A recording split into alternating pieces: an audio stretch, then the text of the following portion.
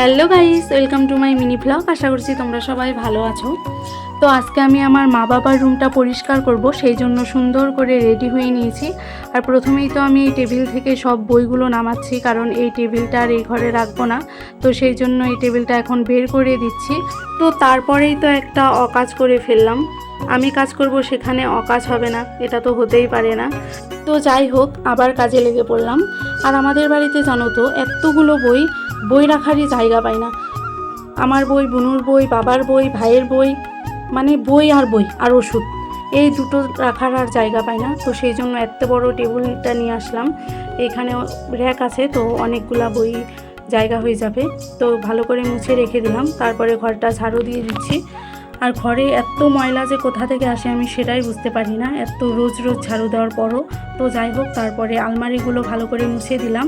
তারপর বাবার পালিংটাও একটু মুছে দিচ্ছি, আর ঘরটাও ভালো করে মুছে দিলাম। আমি কিন্তু রোজই ঘর মুছি, আমাদের ঘর ভাঙা হলেও আমি রোজই মুছি। ঘর না মুছলে আমার ভালো লাগে না, মনটা শান্তি লাগে না। তো তারপরে তো আমার খিদে পেয়ে গেছে অনেক। রান্নাঘরে গিয়ে দেখি কোনো ম্যাগি বানিয়েছে, তো সেটাই এখন খাবো। তো আজকের মতো এতটুকুই। ভিডিওটা ভালো লাগলে লাইক করে দিও, কমেন্ট করে দিও, আর চ্যানেলটা সাবস্ক্রাইব করে দিও। বাই বাই, ভালো থেকো সবাই।